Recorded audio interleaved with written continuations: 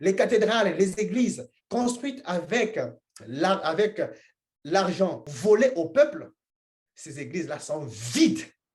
Dieu n'est pas dans ces églises. Il ne peut jamais être dans ces églises. Vous savez, monsieur Perrin, le pays souffre non pas seulement à cause de la méchanceté ou de l'attitude ou du comportement des hommes politiques, mais aussi le pays souffre surtout à cause de la lâcheté et du silence de ceux-là qui sont censés ou qui sont supposés défendre le bien. Voyez. Lorsque ceux qui sont censés défendre le bien se taisent ou se compromettent, la société s'effondre. Monsieur Sassou n'est pas de notre génération. Il n'est pas de notre génération. Et nous allons définir, nous avons notre mission à accomplir, la libération. Oublions nos querelles.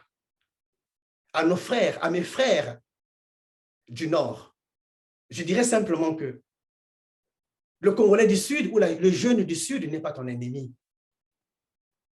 On a voulu nous séparer pour qu'on ne soit pas ensemble et qu'eux continuent à s'enrichir. Mais aujourd'hui, nous partageons le même sort. L'enfant qui s'assoit à même le sol, c'est aussi l'enfant du Nord que du Sud. L'étudiant qui n'a pas de bourse, c'est aussi celui du Nord que du Sud. Le fonctionnaire qui n'a pas de salaire, c'est aussi celui du Nord que du Sud. Et ainsi de suite. Soyons ensemble. Intéressons-nous à l'affaire politique, à la chose politique, à la politique. La politique ne doit pas être pour nous un tabou ou quelque chose de malédiction. C'est parce que nous nous sommes désengagés de la politique que nous subissons la politique aujourd'hui.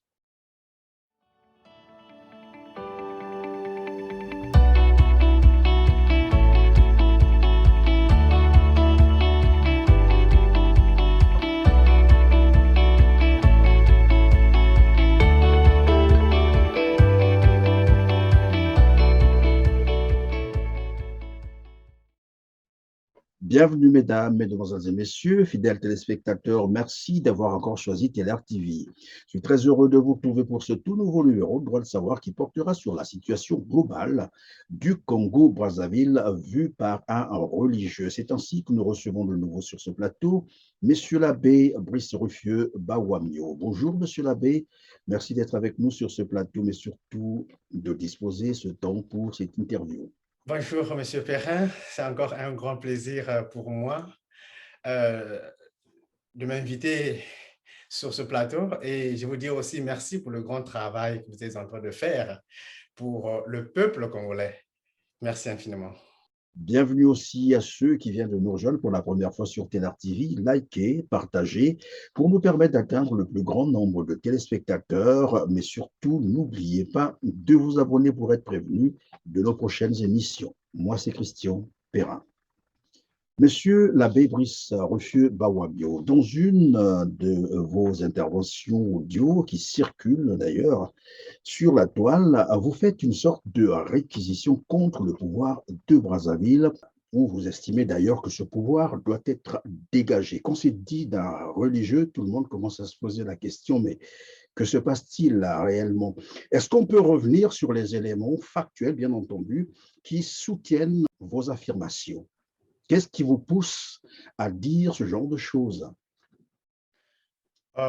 D'abord, je dirais que ce n'est pas moi qui le pense, mais les faits, ce sont les faits que le Congolais ou que le peuple congolais vit au quotidien. Ce n'est pas moi qui le dis, c'est le quotidien du peuple. Et je m'appuie simplement sur ce quotidien pour le porter à un niveau plus élevé, pour faire entendre ce que le peuple pense, ce que le peuple vit. Donc, ce n'est pas moi qui le dis, mais ce sont des faits que nous vivons au quotidien.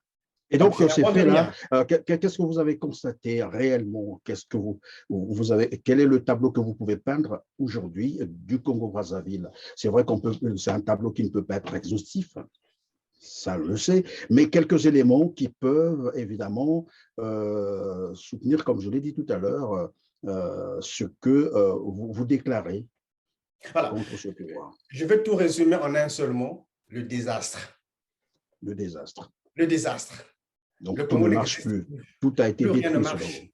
Je ne sais pas à quel niveau on peut apprécier aujourd'hui au Congo. Chaque fois quand on ouvre la télé ou la radio pour apprendre quelque chose sur le pays, il n'y a que de mauvaises nouvelles qui nous viennent. En aucun moment, justement, on a entendu une nouvelle réconfortante ou encourageante.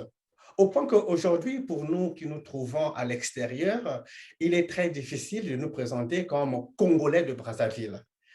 Au point que même aujourd'hui, quand nous parlons avec des amis du Congo, eh bien, le monde se réfère à la RDC, Congo démocratique. On te demande, mais où est le Congo dont tu parles? Mais c'est très gênant. Alors qu'il y a quelques années, c'était une fierté pour un Congolais de se proclamer Congolais. Il y a même des étrangers qui se battaient,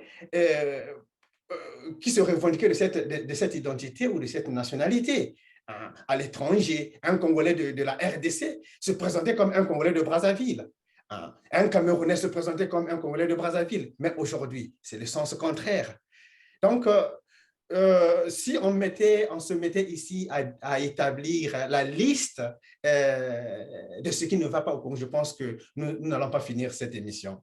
Oui, mais pour ceux qui nous suivent, parce que nous sommes suivis à travers le monde, des gens qui ne connaissent toujours pas bien le Congo-Brazzaville, il serait souhaitable tout de même de leur rappeler un nombre de faits. Parce que lorsque vous dites que lorsque vous prenez les nouvelles du Congo, est-ce que ce n'est pas juste l'effet des réseaux sociaux ou est-ce que vous prenez la température à partir des personnes qui vivent vraiment au Congo, donc j'allais dire des chrétiens parce qu'un abbé n'a plus de famille, en fait, entre guillemets, biologique. Sa grande famille, ce sont les chrétiens. Est-ce que vous prenez la température à partir de ces chrétiens pour Okay. affirmer?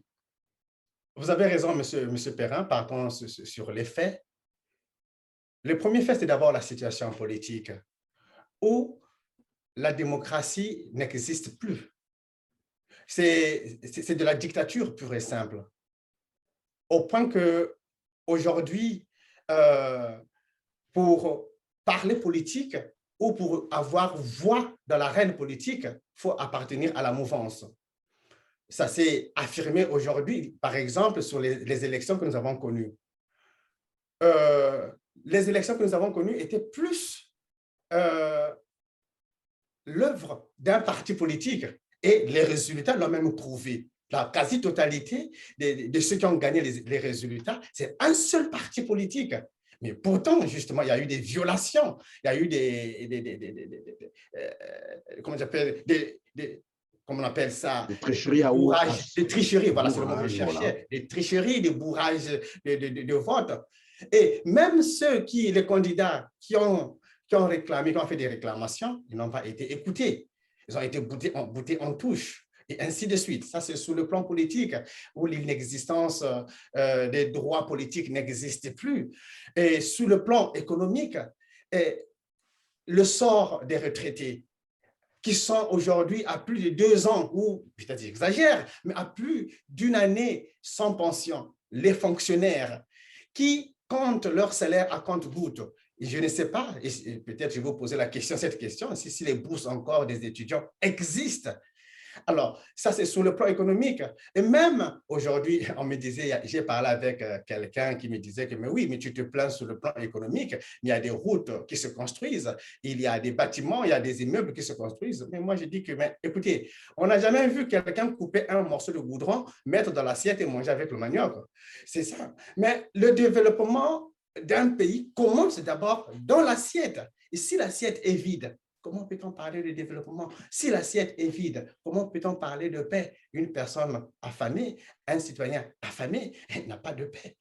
Il ne peut pas être en paix avec lui-même. Ça, c'est sur le plan économique, sur le plan de l'éducation. Regardez l'état de l'école congolaise aujourd'hui. C'est vraiment déplorable. Dans une salle de classe réservée à 30 élèves, vous avez 200 élèves. L'amphithéâtre, dans un amphithéâtre réservé à 50 ou, je dirais peut-être à 100 élèves, vous avez 500 étudiants ou 700 étudiants ou 1000 étudiants. 1000, oui. De l'autre côté, par contre, le chef de l'État va construire une école en Chine. Accueil chaleureux et honneur à la tibétaine. C'est ainsi qu'a été reçu le couple présidentiel congolais à Beijing par les élèves de l'école de coopération sino-congolaise Denis Sassou Nguesso de Yushu. À travers cette cérémonie, les élèves et enseignants de cette école traduisent leur reconnaissance au chef de l'État congolais Denis Sassou Nguesso. Yushu est une province de Chine de près de 800 000 âmes. 16 millions yuan est destiné à la construction d'une école primaire et cela est ce qui a donné lieu à un nouveau nom de l'école d'amitié sino-congolaise.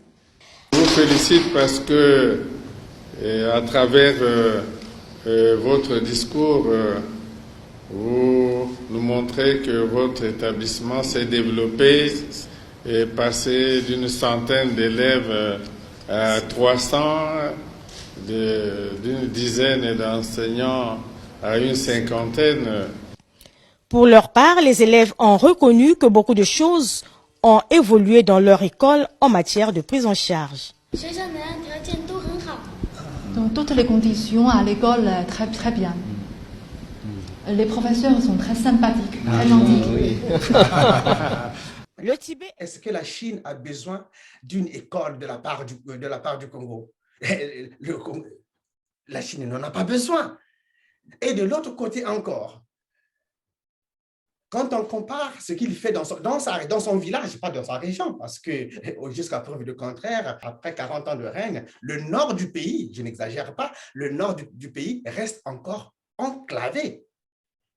Le nord du pays reste encore coupé du reste du pays. Le nord du pays reste encore coupé du reste du pays. Bon, ben là, nous sommes dans le département de la Likwala, plus précisément dans la voie qui nous emmène vers Enélé. On a un véhicule engin qui s'est embourbé dans la boue. Mais vu que nous avons qu'une seule voie et la voie n'est pas bitumée, donc Océan, qui est notre moyen pour nous emmener à Enélé, ne peut pas passer parce qu'il y a un gros véhicule qui s'est embourbé dans la boue. Pas moyen. Et c'est ça, les réalités du département de la Likwala. Pour aller au nord, soit c'est par avion ou par navigation. Mais qu'est-ce qu'après 40 ans de règne, on n'a même pas une route qui relie Pointe-Noire à Ouesso. Mais, M. Perrin, de tous les chefs d'État qui sont passés au pouvoir qui devaient le faire, c'est M. Sassou, bien sûr, parce que c'est lui qui a eu plus de temps de règne dans ce pays et c'est lui qui a plus géré la fortune du pays. Tous les bons pétroliers ont été célébrés sous son règne. Aujourd'hui, est-ce que vous savez que M. Perrin, je vais peut-être, c'est pas peut-être moi qui vais vous l'apprendre plutôt, les forêts du Congo sont hypothéquées. Les forêts du Congo sont hypothéquées, c'est-à-dire déjà vendues d'avance. L'or du Congo est hypothéqué. Les minerais, les pierres précieuses du Congo, tout est hypothéqué aujourd'hui. Jusqu'au pétrole, alors. Jusqu'au pétrole, d'ailleurs. Parce que je ne parle pas du pétrole parce que ça, c'est déjà, c'est sous la table des débats et des discussions. C'est déjà connu du moins. C'est pour autant dire qu'on ne sait pas et on se pose la question, qu'est-ce que les générations qui viennent, qu'est-ce que nous qui allons vieillir, qui sommes en train de grandir et vieillir, comment nous allons vivre? Je ne veux pas parler peut-être de nos enfants, des générations qui vont venir, mais je vais parler de nous-mêmes. Nous avons aussi la retraite aussi, nous sommes encore sur la terre. Comment allons-nous vivre demain? Et il n'y a pas que sur le plan politique, économique ou sur le plan de l'éducation, mais je dirais même aussi sur le plan religieux. Sur le plan religieux, je dirais même, c'est le laisser aller. Vous savez, M. Prérin, je vais vous informer peut-être d'une chose. Le désordre qui règne au Congo ne profite pas seulement à l'homme politique, mais ça profite aussi aux hommes de Dieu. C'est ma grande première lorsque vous me parlez cette fois-ci de la situation religieuse au Congo. Si on peut être un peu beaucoup plus explicite, vous avez quelques éléments à mettre sur la table. Monsieur Perrin, lorsque un curé de la paroisse gère l'argent de la paroisse comme si c'était un bien personnel, un bien propre. On a parlé des détournements dans le diocèse de Brazzaville. Le diocèse de Brazzaville, moi je vais me focaliser sur ça.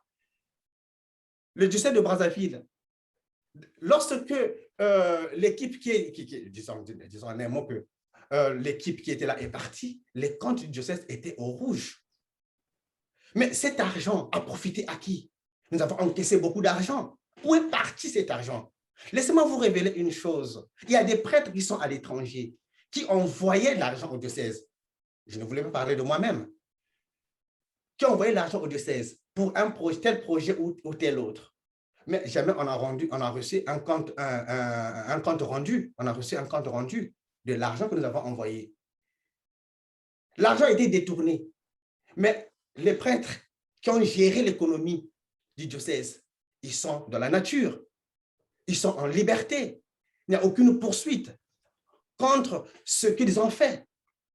Ça, c'est un élément. Et à côté de cela, je souligne les abus des enfants qui se passent dans l'Église.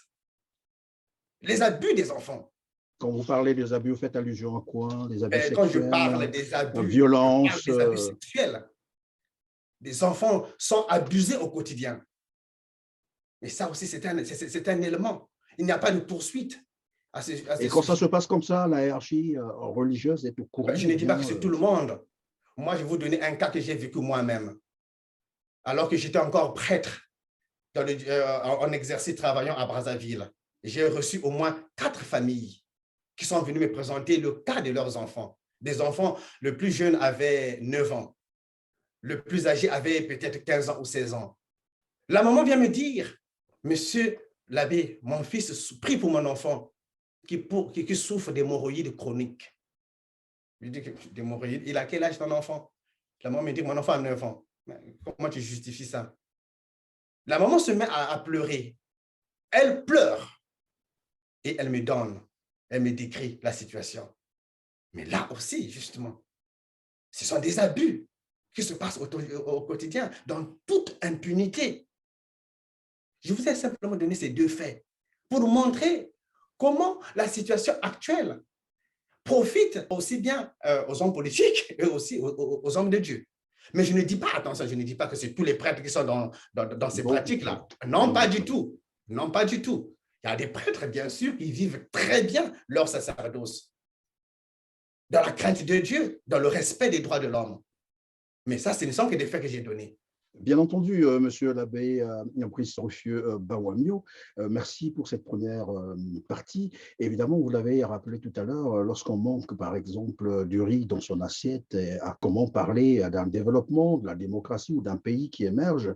Mais lorsqu'on vous entend dire ce genre de choses, je voudrais bien que vous nous expliquiez votre engagement qui peut être finalement pris pour beaucoup plus un opposant politique ordinaire qu'un religieux, qu'un abbé qui parle. Monsieur Perrin, une chose qu'il faut d'abord retenir, je ne suis pas né dans un bénitier, je ne suis pas né dans un tabernacle, je ne suis pas né dans une cathédrale. Qu'est-ce que je veux dire par là? Avant d'être prêtre, je suis citoyen. Ça, c'est un premier fait. Autrement dit, tout ce qui regarde la cité, tout ce qui regarde l'État ou tout ce qui regarde la société me concerne. Deuxième fait, monsieur Perrin, laissez-moi vous impliquer, c'est une information que je vais vous donner. 90% des prêtres sont issus des familles pauvres. Je dirais même 99% des prêtres sont issus des familles pauvres. Faites les statistiques, vous vous rendrez compte que ce ne sont pas des enfants des riches qui sont envoyés dans les séminaires. Et rien que sur cette base-là, ça définit déjà mon engagement. Un autre fait, la formation des prêtres n'est pas financée par les riches. Ce sont les quêtes des mamans pauvres, des parents pauvres, avec l'argent des arachides, du bois ou du foufou, ou tout ce qu'ils vendent au marché. C'est ça qui forme le prêtre. Ce ne sont pas les riches qui nourrissent les prêtres. La vie des prêtres est prise en charge par les pauvres. Monsieur le Perrin, j'ai toutes les raisons du monde de me lever aujourd'hui et défendre la cause de ceux qui me nourrissent, de ceux qui m'ont formé. Je suis prêtre aujourd'hui grâce aux pauvres. Et en retour, qu'est-ce que je donne à ce monde?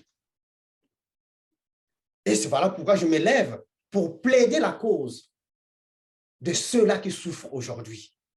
de ceux-là qui souffrent aujourd'hui. Et donc, vous faites allusion au peuple congolais. Alors, monsieur l'abbé, on se souviendra donc de la déclaration de la conférence épiscopale. Hein, c'était juste avant l'élection présidentielle de mars 2021, une déclaration où l'Église peignait un tableau social de la situation, bien sûr, des Congolais, un tableau, mais vraiment précaire.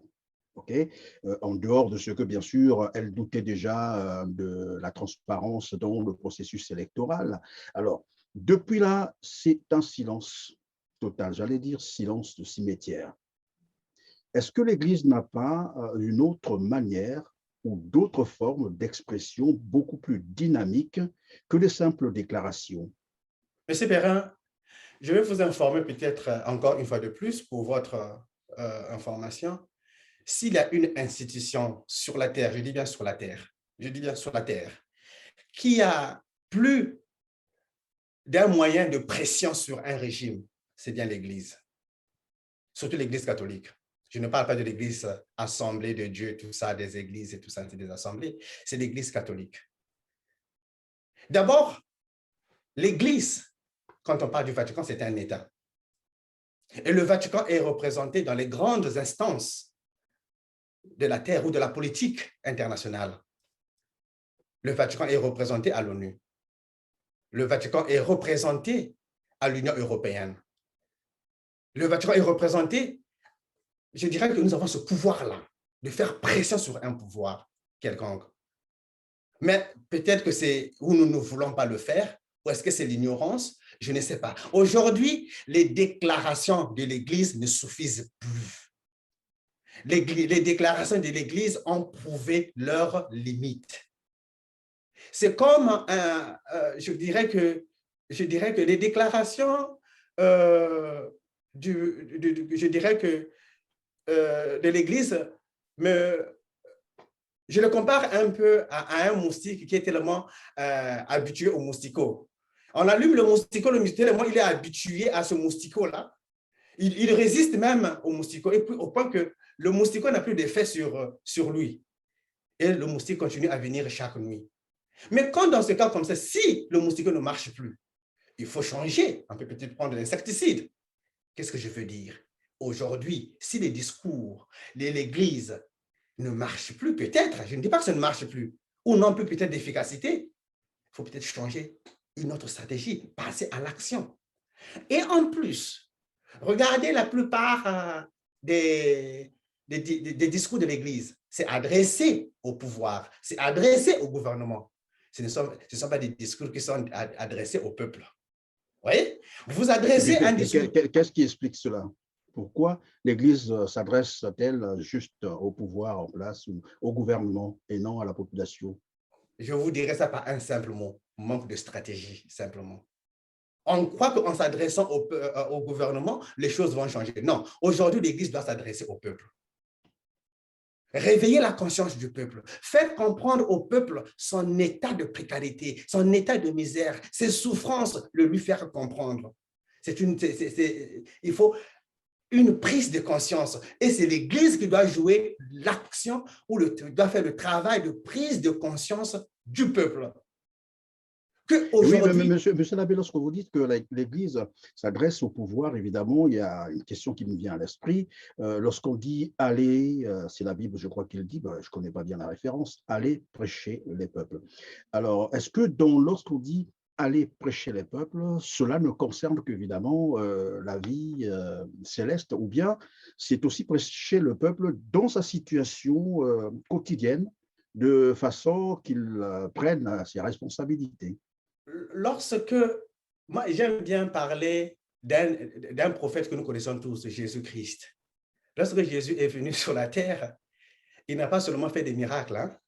Jésus a aussi nourri, il a donné du pain matériel au peuple. Il a aussi donné le pain au peuple qui était affamé. Et donc c'est là où je veux que l'Église arrive. Qu'est-ce que je veux dire? Que dans les secteurs où l'État a démissionné, je veux que l'Église prenne le devant. Je prends l'éducation. L'État a échoué sur l'éducation.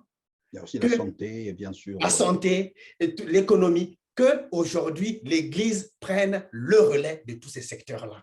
Et c'est ça même qui fera la force de l'Église. L'Église n'a pas besoin d'aller se frotter avec le gouvernement. Non. Les secteurs que l'État lui-même a abandonnés, nous pouvons les récupérer. Et nous avons ces moyens-là, monsieur Perrin. J'ai suivi un jour plutôt Monseigneur Bienvenu Manamika, qui est d'abord mon archevêque, lors de la messe de clôture de l'Assemblée des prêtres qui a réuni tous les prêtres du diocèse à Brazzaville. Il y a une chose quand même qui m'a tiqué, j'ai aimé d'ailleurs, et j'ai aimé. Il m'a dit qu'en moins de, je sais pas, de 3 mois, l'Église a pu collecter plus de 15 millions pour l'organisation, pour l'accueil des prêtres. 15 millions en moins de 3 mois. Il a pu collecter cette somme-là. Ça, c'est au moins ce qui est officiel. Mais donc, c'est pour autant dire, nous avons les possibilités. Si on le veut, on peut faire beaucoup plus que ça. Voyez? On peut faire beaucoup plus que ça. Les possibilités sont là. Peut-être que c'est le manque de volonté, ce qu'on peut appeler de volonté politique. Moi, je vais appeler ça de volonté ecclésiastique qui nous manque. Mais les moyens sont là. Et en plus, et j'ai toujours dit que l'argent de l'Église est dans les poches des prêtres. L'argent de l'Église est dans les poches des prêtres. Comment vous allez concevoir, monsieur Perrin, comment vous allez concevoir un prêtre, je ne sais pas, en 10 ans ou 5 ans ou 3 ans de sacerdoce se célèbre 1 milliard ou des milliards? Vous êtes en train de nous apprendre, monsieur l'abbé Brice Ruffieux-Bawamiou, qu'il y a des prêtres milliardaires au Congo. Mais bien sûr, c'est ça, c'est pas moi qui... bien sûr, il y a des prêtres qui sont plus riches que leur diocèse. C'est-à-dire les prêtres qui font les affaires, c'est ça? Je ne sais pas là où ils trouvent l'argent, si ce sont des affaires ou quoi. Moi, je ne veux pas entrer dans leur Oui, mais donc, ma question serait de savoir si un prêtre est autorisé à faire les affaires. Ben, il faut leur poser cette question-là, s'ils sont autorisés de faire des affaires. Mais moi, ce que je vous dis simplement... Mais des affaires qui rapportent des milliards au Congo, je n'en vois pas. Bon, enfin, je peux me tromper, mais je ne vois pas. Autrement dit, il y a d'autres créneaux. C'est ce que je semble comprendre. Donc, il y a des prêtres aujourd'hui qui sont plus riches que leur diocèse. Quand on parle de diocèse, c'est pratiquement toute une ville, toute une région ecclésiastique.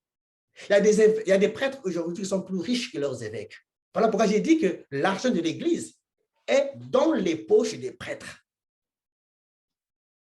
Donc, si nous voulons aujourd'hui réellement, si nous voulons la grandeur de notre Église, eh bien, c'est facile, nous savons là où il faut trouver cet argent. Chaque jour, là, cet argent est détourné. Et moi, c'est cette impunité qui, en quelque sorte, me révolte. Parce que chaque fois, lorsqu'un prêtre est déplacé de sa paroisse, les caisses sont toujours au rouge. Où est parti l'argent qu'il a travaillé, qui a été collecté pendant son règne, ces 5 ans ou ces 10 ans? Quand il part, tous les caisses de l'Église sont au rouge. J'ai envie de dire donc à la population congolaise, d'ailleurs, qui est composée, constituée, j'allais dire, de près de 95%, quand même des chrétiens, de lancer une opération coup de poing, fouiller les poches des prêtres. Alors, monsieur l'abbé Brice Ruffieux-Bawamiou, vous avez dit tout à l'heure, c'est une forme d'interpellation, l'Église ne devait pas se contenter seulement des déclarations, elle devait trouver d'autres méthodes pour être beaucoup plus dynamique et faire pression à un pouvoir, tenter de réveiller, sinon de participer bien sûr au développement d'un pays. Alors on a vu donc en RDC par exemple comment l'Église catholique est dynamique, comment elle a participé d'ailleurs, elle s'était impliquée dans le processus, bien sûr, du changement de régime à Kinshasa. Nous les avons vus d'ailleurs dans la rue. L'Église est sortie même dans la rue. Qu'est-ce qui explique, ce n'est pas pour autant dire que l'Église congolaise doit faire autant. Elle peut peut-être trouver d'autres méthodes, d'autres mécanismes. Mais qu'est-ce qui explique finalement la passivité de l'Église catholique du Congo, j'allais dire de l'Église en général du Congo, parce qu'il n'y a pas que les catholiques. Qu'est-ce qui explique cette passivité? Est-ce parce qu'ils sont devenus trop riches? Certains se disent pourquoi je vais m'emmerder encore, aller emmerder le pouvoir en place. Une très bonne question. D'abord, je dirais que cette passivité, mais je dirais que dans un premier temps, je dirais, l'Église aujourd'hui au Congo est en train de faire sa mue. avec le renouvellement des évêques, ainsi de suite, voilà. Toutefois, je vais quand même souligner que plus notre Église grandit en nombre du point de vue épiscopal, du point de vue évêque, plus l'Église devient faible. C'est l'impression que j'ai. L'attitude de l'Église, c'est aussi, je dirais, c'est au niveau de la formation des prêtres. Et c'est ça aussi. Au niveau de la formation des prêtres. Comment sont formés les prêtres? Qu'est-ce que nous apprenons? Quelle est la théologie qui est enseignée? Quel genre de théologie ou de spiritualité qui est enseignée aux prêtres congolais de Brazzaville? Aujourd'hui, du moins jusqu'à ce que je quitte le grand séminaire, la théologie de la libération était interdite au grand séminaire. Ça, c'est d'abord un fait. Qu'est-ce que vous voulez dire par la théologie de la libération? La théologie de la libération, c'est la théologie qui prend en compte le sort du peuple, l'état économique, l'état de pauvreté du peuple, qui analyse, qui étudie et tente d'apporter des solutions, qui défend en un mot. C'est une théologie qui défend les droits des pauvres, les droits des opprimés. Voilà la théologie de la libération. La théologie de la libération, c'est la théologie qui défend les droits des opprimés, les droits des pauvres. Cette théologie-là, oui, allez-y, monsieur. Cette théologie-là était interdite jusqu'à ce que moi, je quitte le grand séminaire, peut-être derrière moi. La preuve, moi, mon mémoire de fin d'année était centré sur cette théologie-là. Mais rassurez-vous, j'ai été battu en brèche, j'ai été combattu. On m'a interdit de soutenir mon mémoire sur cette théologie-là. Qui vous a interdit? C'est le recteur, je le dis carrément, le recteur m'a interdit. L'équipe du recteur et son équipe m'a interdit, surtout le recteur, bien sûr, m'a interdit de travailler sur la libération du pauvre. Vous voyez? Ils m'ont proposé un thème que je ne comprenais pas moi-même et dont je n'avais pas vraiment, que je ne voulais pas. Voilà. Je n'avais aucune inspiration, voilà, ainsi de suite. Oui. J'insiste d'abord sur la formation. Alors, vous posez une question très fondamentale. Mais écoutez, lorsque une église aujourd'hui, qu'est-ce que vous attendez d'une église? Lorsque pour construire une salle de catéchisme, on doit tendre la main à la politique. Pour construire une cathédrale, on doit tendre la main à la politique. Vous savez, monsieur Perrin, beaucoup d'églises aujourd'hui, il y a 10 ans, qui ont été construites, il y a 10 ans, ces 10 dernières années, ont été construites par le gouvernement. Je prends l'inauguration ou la rénovation de la cathédrale de Brazzaville et de Sainte-Anne, bien que, bien sûr, ce sont des bombardements, c'est la guerre de 97 qui avait causé des dégâts, je ne disconviens pas. Mais la cathédrale d'Oyo a été financée à 100% par le gouvernement. Mais qu'est-ce qui peut je disais en plus de cela, je parlais de la maison des évêques de l'Afrique centrale, qui est à Brazzaville, a été construite par le gouvernement. Alors, devant de tels faits, qu'est-ce que vous attendez d'une église? Lorsque un prêtre arrive devant la chaire ou sur la chaire, appelle un ministre, maman ministre, papa ministre, je ne dis pas qu'on ne doit pas respecter les ministres, mais il y a des titres à donner à ces hommes-là. Excellence, honorable, vénérable, ainsi de suite, ça passe.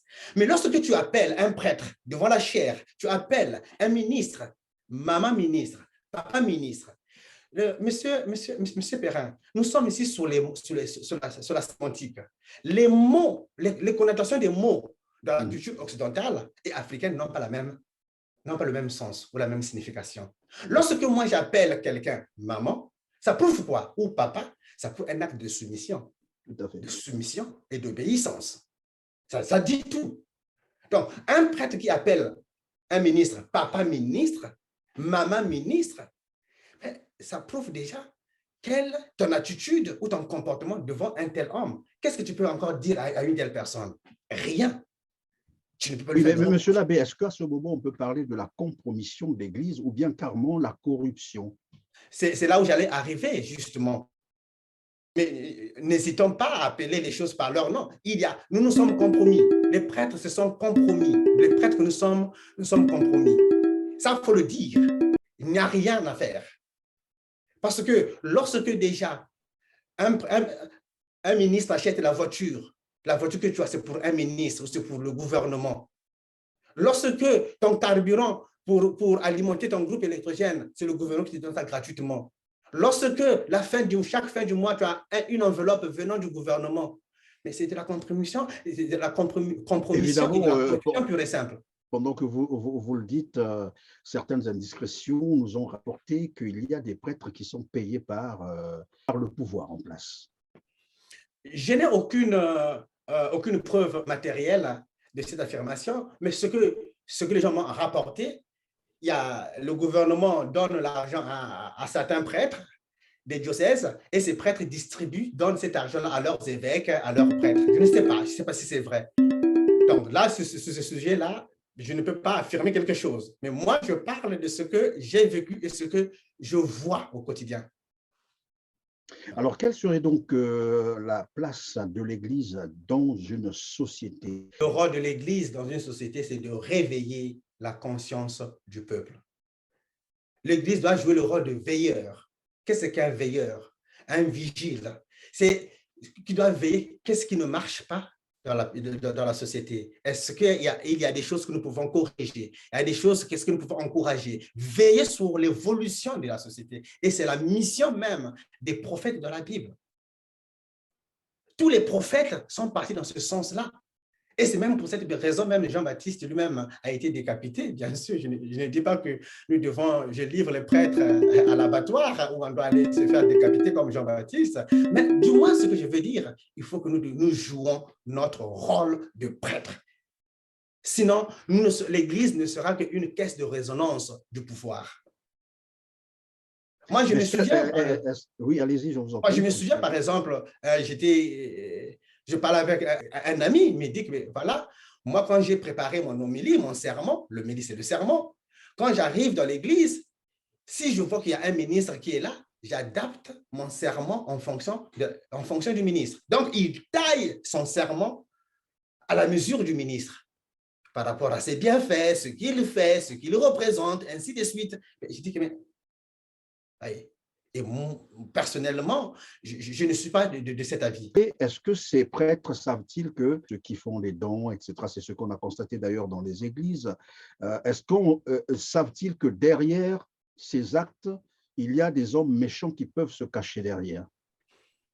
Je dirais d'abord que ça demande aussi le discernement, d'abord. Et en plus, je dirais que ça…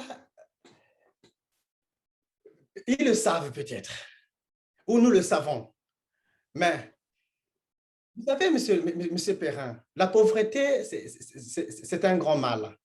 Lorsque la pauvreté habite une société ou un pays, tous les secteurs en souffrent. Et il naît en chacun de nous un instinct de survie. Il n'y a pas que le peuple qui se bat pour survivre, mais même les hommes de Dieu se battent pour survivre. Voyez? Donc, peu importe où viendra cet argent, peu importe où viendra cette fortune, on dit l'argent n'a pas de couleur, l'argent n'a pas d'odeur, et puis on fait avec. Mais là, justement, le mal. Le mal, c'est quoi? C'est le bas peuple qui paye. Parce que nous qui sommes censés défendre ce peuple-là,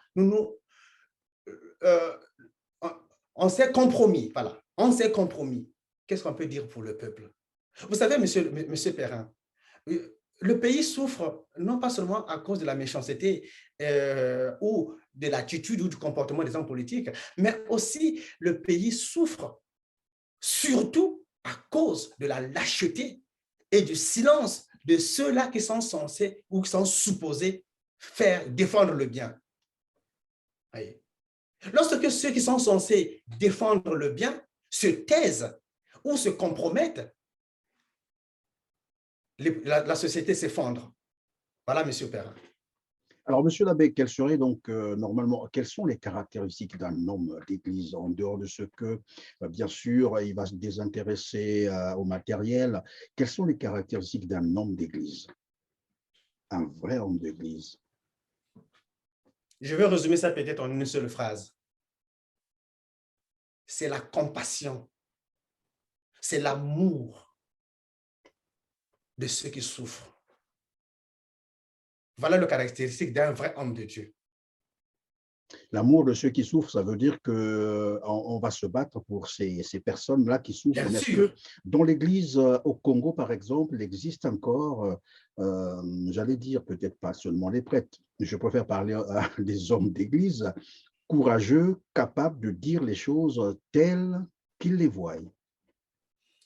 Moi, je pense que Parce que la parole, le c'est un cour- pouvoir aussi, hein. oui, le courage, avant de parler d'abord ou de dénoncer d'abord hein, le mal de l'autre, je pense que l'Église devait devoir faire son propre examen à lui-même. Donc, dans mes vœux sacerdotaux, où est-ce que je suis? Et je pense que c'est ce que le diocèse de Brazzaville a compris en convoquant cette réunion qui a eu lieu en juin dernier, où tous les prêtres sont venus de partout pour venir voir l'état de l'Église. C'est ça d'abord. Il faut d'abord que l'Église s'examine d'abord, s'autocritique d'abord. Et après, justement, nous aurons le courage aussi de dénoncer ce qui se passe aussi à l'extérieur. Ben, je ne sais pas si j'ai répondu à votre question, mais Oui, vous avez toutefois, répondu à ma question. Celle qui va suivre, c'est que de plus en plus, nous avons constaté dans les églises, hein, au Congo bien entendu, il y a des hommes, des philanthropes, qu'il faut appeler ça comme ça. On ne sait même pas d'où ils viennent, mais généralement, c'est des personnes bien connues, hein, des personnalités publiques bien connues. Les Congolais savent que généralement, c'est des détourneurs de fonds, hein, c'est des hommes corrompus qui viennent faire les dons dans les églises. Et souvent, ils sont traités comme vous venez d'ailleurs de l'expliquer, avec mais vraiment un traitement particulier. Ils sont pratiquement vénérés dans les églises, au point où une messe en cours, parfois on se pose la question, mais pour qui ou qui sommes-nous en train de prier? Est-ce le monsieur qui est venu faire un don ou bien nous prions le bon Dieu? Il y a souvent cette confusion-là. Et quand ces hommes-là arrivent avec les dons dans les églises, vous remarquerez que finalement, le prêtre ou le pasteur se met à vénérer la personne, mais de la manière la plus gênante d'ailleurs. Qu'est-ce qui peut expliquer ce genre de comportement? Est-ce que c'est dû aussi à la formation, qui peut-être a failli quelque part, ou bien c'est un peu le côté humain qui finalement arrive à dominer ces prêtres ou ces pasteurs? je dirais d'abord que peut-être c'est notre pauvreté, peut-être. Peut-être parce que nous sommes pauvres, ou parce qu'on est attaché, parce que nous sommes attachés au matériel, ou voilà, au matériel. Ou parce que nous vivons dans une société qui définit l'homme par rapport à ses Au moyens matériel financiers, qu'ils au disposent, oui, matériel. oui. Voilà, qui définit l'homme par rapport à ses moyens, au matériel qu'on vient de le dire. Ça, c'est d'abord un âme. Mais moi, je dirais simplement qu'un prêtre qui accepte l'argent volé, pour moi, c'est un receleur. Il est complice. Parce que l'argent qu'on vient nous donner, c'est l'argent des pensions non payées, c'est l'argent des bourses détournées, c'est l'argent des salaires impayés. Continuez dans le même sens. Un jour, quand j'ai critiqué, moi j'ai critiqué hein, la construction de la cathédrale de Wando, je l'avais critiqué. Et il y a un collègue, un ami qui va me dire, mais écoutez, les cathédrales, les églises en Europe sont construites par le gouvernement. Et moi, je dis, oui, bien sûr. Les églises en Europe sont construites par le gouvernement, mais avant que le gouvernement ne parte construire une église, le gouvernement d'abord nourrit son peuple. C'est après avoir nourri le peuple que le gouvernement va construire une église ou une cathédrale. Il y a une différence. Mais par contre, chez nous, le peuple est de la misère, le peuple est appauvri, le peuple est opprimé, le peuple est dans des conditions minables et misérables. L'argent qui devait servir au bien-être du peuple, l'argent qui devait servir à payer les fonctionnaires, c'est ça qu'on prend pour aller construire une cathédrale. Les cathédrales, les églises construites avec l'argent volé au peuple, ces églises-là sont vides. Dieu n'est pas dans ces églises. Il ne peut jamais être dans ces églises. Dieu n'est pas dans ces églises, on l'avait dit. Alors, monsieur l'abbé, quelle est selon vous la portée d'une prière pour une âme par exemple, qui vient vous voir et pour vous dire, bien entendu, qu'elle a faim, elle n'a pas de boulot, elle n'arrive pas à se soigner, faute de structures de santé adéquates, qu'elle n'a pas d'eau potable, qu'elle n'a pas d'électricité. Est-ce que la prière convient ou bien il y a d'autres conseils qu'on devrait donner? Parce que généralement, lorsque les chrétiens viennent vous voir, je vais le dire comme ça, il a des soucis à la maison, des soucis d'argent, des soucis de boulot, les soucis de... Généralement, ce que font les prêtres et les pasteurs, c'est, bon, écoutez, mettez-vous à genoux, on va prier. Bon, monsieur Perrin, une chose qu'il faut comprendre, que le développement comme la libération d'un peuple a deux dimensions. Il y a la dimension spirituelle et la dimension physique. Autrement dit, la prière est aussi indispensable dans l'œuvre de libération, dans l'œuvre de développement d'un peuple. La prière est indispensable. Parce que il y a une chose que vous devez comprendre, que l'homme a trois dimensions. Il y a l'âme, l'esprit et le corps. Donc, les trois dimensions doivent être prises en compte dans le développement d'un peuple, ce qu'on appelle même le développement intégral. Le développement intégral signifie développement de l'esprit, développement de l'âme, développement du corps. Donc, toutes ces dimensions doivent être prises en compte, d'où l'importance de la prière. Vous venez de poser une question à une telle personne que je vais dire, qu'est-ce que je vais dire?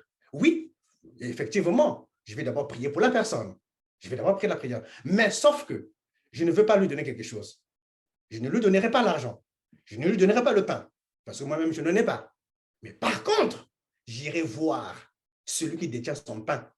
J'irai voir celui qui détient son argent. Je vais m'en prendre à celui qui le met dans cette condition, dans cette situation. Et ce n'est pas si on se comprend à ce niveau-là. Oui, bien sûr, on se comprend. Ce n'est pas moi qui vais le nourrir, tout à fait, parce que moi-même, je n'en ai pas. Mais je sais qu'il y a quelqu'un qui le mettait dans cette situation-là. Il y a quelqu'un qui fait de sorte qu'il soit privé de son salaire. Mais moi, c'est à cette personne-là que je veux m'adresser. Oui, mais souvent, lorsque vous prenez cette attitude, après, on vous accuse de faire la politique. C'est cela.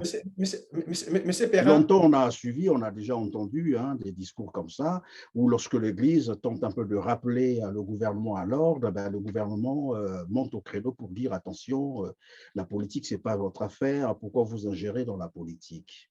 Comme disait d'ailleurs Saint-Exupéry, vous vous souvenez, lorsque je donne à manger aux pauvres, on m'acclame, mais lorsque je pose la question, pourquoi sont-ils pauvres? À ce moment-là, ça devient un problème.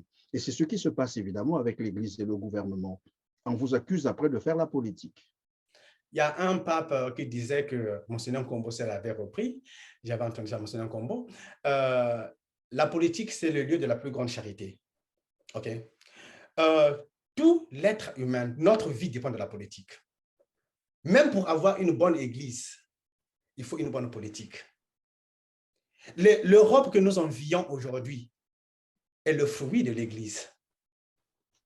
L'église, moi, je n'ai jamais exclu le prêtre s'intéressait à la politique. Je ne l'ai jamais exclu. Mais par contre, je ne dis pas que les prêtres doivent s'engager en politique. Non, je ne dis pas ça. Je ne dis pas ça. Mais s'il s'agit justement de défendre les droits des peuples, s'il s'agit justement de réclamer les conditions, les bonnes conditions de vie d'un peuple, oui, je vais rentrer dans la politique. Nous allons nous intéresser à la politique parce que c'est la matrice centrale de toute la vie de la société. Et lorsque la matrice centrale ne fonctionne plus, c'est toute la société qui s'écroule. Même l'Église s'écroule. Mais est-ce qu'il arrive parfois dans l'Église qu'on enseigne, par exemple, aux chrétiens ou aux croyants, comment défendre ses droits, par exemple? Parce que généralement, on entend, et ça, c'est devenu le quotidien des Congolais, lorsque vous leur parlez de la situation du Congo, ils vous disent carrément, écoutez, laissez, Dieu fera lui-même. Dieu pourra. Ça, c'est la plus absurde des conceptions de Dieu. Vous savez, M. Perrin, peut-être je vais vous scandaliser. À l'époque où nous sommes, Dieu n'agit qu'en second lieu. C'est l'homme. Dieu a tout fait dans sa vie. Il nous a nourris de la manne au désert. Il nous a donné son Fils comme sacrifice. Et aujourd'hui, Dieu veut la responsabilité, que l'homme prenne ses responsabilités et Dieu viendra couronner ces actions-là. Voyez. Monsieur Perrin, vous savez qu'aujourd'hui, un peuple affamé ne peut pas bien prier. Un peuple affamé ne peut pas bien prier. Voilà pourquoi nous avons aujourd'hui... De toute façon, il y a, je crois, un principe qui dit le ventre affamé n'a point d'oreille. Donc, on Ventre peut affamé n'a point d'oreille. on peut même pas Bien prier, on ne peut sûr. pas se concentrer, oui, évidemment. Voilà. Donc, je dis aujourd'hui que Dieu a fait son travail. Dieu a tout fait pour nous. Il nous a tout donné. Il est aujourd'hui que les Congolais, le peuple que nous sommes, nous prenons nos responsabilités. Attendre de Dieu, ça ne viendra pas. Sans l'action de l'homme, nous devons entrer en action, prendre notre destin en main. Nous devons prendre notre destin en main. Sinon, ça sera simple. Je ne sais pas moi, je sais pas, quelle est cette conception de l'Église qui prône le bonheur au ciel alors qu'on passe toute sa vie sur la terre dans la misère. Non, on n'est plus à l'époque de Job devant la porte du riche et qui était accueilli au ciel. Non, on n'est plus à cette époque-là. L'homme aujourd'hui, le peuple congolais doit prendre sa responsabilité. Et si nous ne prenons pas nos responsabilités, les médiocres vont continuer à nous diriger. Alors donc, si les Congolais ne prennent pas leurs responsabilités, les médiocres vont continuer à les diriger. C'est ce que vient de dire donc l'abbé Brice Ruffieux Bawamio. C'est dans le même sens d'ailleurs, on nous dit même la foi sans œuvre n'est qu'une foi morte, donc il faut les œuvres, bien entendu. Nous sommes donc à la fin de cette émission. Monsieur l'abbé, probablement que vous avez une dernière préoccupation et puis on va clôturer définitivement. Ma préoccupation s'adresse particulièrement à la jeunesse congolaise, aux jeunes. Je dirais, chers amis jeunes, l'histoire nous invite. Nous avons un défi à relever par rapport à l'histoire de notre pays, par rapport à l'avenir de notre pays. Longtemps, nous sommes restés divisés, peut-être à cause de nos clivages ethniques. Mais aujourd'hui, nous sommes arrivés à un niveau où toutes les tribus, toutes les ethnies souffrent. Mettons de côté ce qui nous sépare. Voyons l'avenir de notre pays. Si nous ne pensons pas à nous-mêmes, mais pensons à nos enfants. Pensons à nos enfants. Quel héritage allons-nous laisser à nos enfants? Aujourd'hui, les gens se plaignent que M. Sassou Nguesso veut laisser son pouvoir à son fils. Moi, je ne le condamne pas. Je ne le condamne pas. C'est la logique de tout père. Quel est le père qui veut laisser son fils ou ses enfants dans la misère? Il n'y en a pas. Et nous aussi, justement, nous allons nous inscrire dans cette même logique-là, de laisser un pays riche, libéré à nos enfants. Mais comment faire? Si M. Sassou le fait par des mécanismes que lui seul connaît, nous devons prendre nos responsabilités. Parce que nos enfants, il ne faut pas que demain nos enfants nous reprochent ce que nous-mêmes nous avons reproché à nos parents, c'est-à-dire la lâcheté. Monsieur Sassou n'est pas de notre génération. Il n'est pas de notre génération. Et nous allons définir, nous avons notre mission à accomplir, la libération. Oublions nos querelles. À nos frères, à mes frères du Nord, je dirais simplement que le Congolais du Sud ou le jeune du Sud n'est pas ton ennemi. On a voulu nous séparer pour qu'on ne soit pas ensemble et qu'eux continuent à s'enrichir. Mais aujourd'hui, nous partageons le même sort. L'enfant qui s'assoit à même le sol, c'est aussi l'enfant du Nord que du Sud. L'étudiant qui n'a pas de bourse, c'est aussi celui du Nord que du Sud. Le fonctionnaire qui n'a pas de salaire, c'est aussi celui du Nord que du Sud. Et ainsi de suite. Soyons ensemble. Intéressons-nous à l'affaire politique, à la chose politique, à la politique. La politique ne doit pas être pour nous un tabou ou quelque chose de malédiction. C'est parce que nous nous sommes désengagés de la politique que nous subissons la politique aujourd'hui.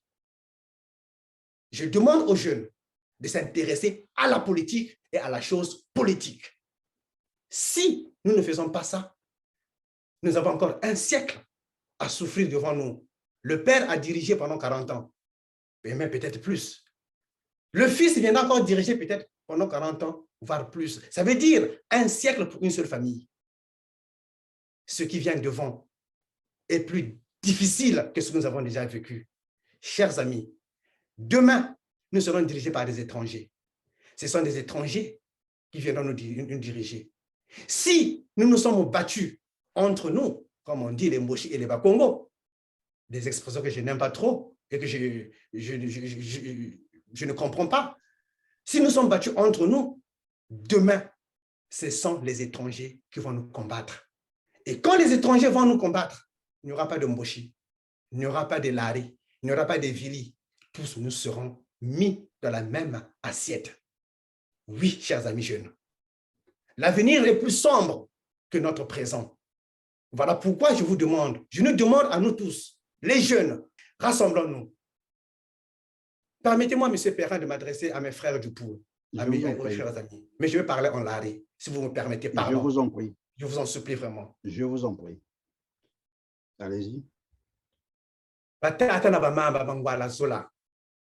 Nous beto ban tuena ntama zonza beto ba jeune wanze biti mbashisa jingi tumweni matimuna mamingi tumweni babingi bafwiri ku beto magata mayumini kushira abantu ko kumagata mabeto mbashisa jingi ka lemvweni tatuleno andeko mbashiseto kata taleno gata tataleno nchi mitakwiza kumantwala nyambashi mtoto magata metu mutu wome samo batantu banzenza bo batutana magata mutu chituka jingamba kunchia betu beni batata na bamama. Chers amis jeunes du Poul, rassemblons-nous avec nos frères, nos amis du Nord. Si nous avons été tués, si nous avons été massacrés, mais nos amis du Nord sont pris en otage. Je pense que nous sommes mieux que ceux de nos amis du Nord qui sont pris en otage, parce qu'eux ne peuvent pas parler. Ils sont plus en danger que nous aujourd'hui. À l'armée congolaise, chers parents de la force publique, je sais que pendant longtemps vous avez servi ce pouvoir et vous continuez à le servir. Mais moi, je vous demande, regardez ceux qui, avant vous, ont soutenu ce monsieur ou qui ont fait de Sassou Nguesso ce qu'il est aujourd'hui. Où est-ce qu'ils sont aujourd'hui? Je parle de Pierre Anga, je parle de Katali, je parle de ils sont nombreux, de Nsuru et autres. Ils sont où? Chers amis de la force publique, ceux qui ont payé plus de ce pouvoir, c'est vous, les cadres militaires. Aujourd'hui, quand on fait le recensement des statistiques des cadres qui sont morts au pays, il y a plus de militaires peut-être que des civils du point de vue politique. Si vous ne pouvez pas nous défendre, mais de grâce, ne tirez pas sur nous. Laissez-nous défendre nous-mêmes. Si vous ne pouvez pas être à nos côtés, ne nous opprimez pas. Nous nous défendons, non pas seulement pour nous, mais nous nous défendons. Nous voulons prendre nos responsabilités aussi pour vous, les militaires, et pour vos enfants aussi. Merci. Voilà, et donc on retiendra en définitive, vous vous êtes adressé également à aux forces armées congolaises, de ne pas s'en prendre à la population. Si elle ne peut pas défendre la population congolaise, qu'elle laisse la population congolaise se défendre seule, mais qu'elle ne tire pas sur elle. Merci, monsieur l'abbé Brice Ruffieux-Bawamio. Merci d'avoir disposé tout ce temps pour nous, pour nos téléspectateurs. À vous aussi, mesdames, mesdemoiselles et messieurs, comment ne pas vous dire merci pour avoir consacré votre temps si précieux à nous suivre. Likez, partagez pour atteindre le plus grand nombre de téléspectateurs. Et pour ceux qui nous ont rejoints pour la première fois sur Teler TV, en tout cas, ne manquez pas de vous abonner pour être prévenus de nos prochaines émissions. Quant à moi, il ne me reste qu'à vous dire à très bientôt, mais d'ici là, prenez soin de vous, car chaque jour est une vie. Merci.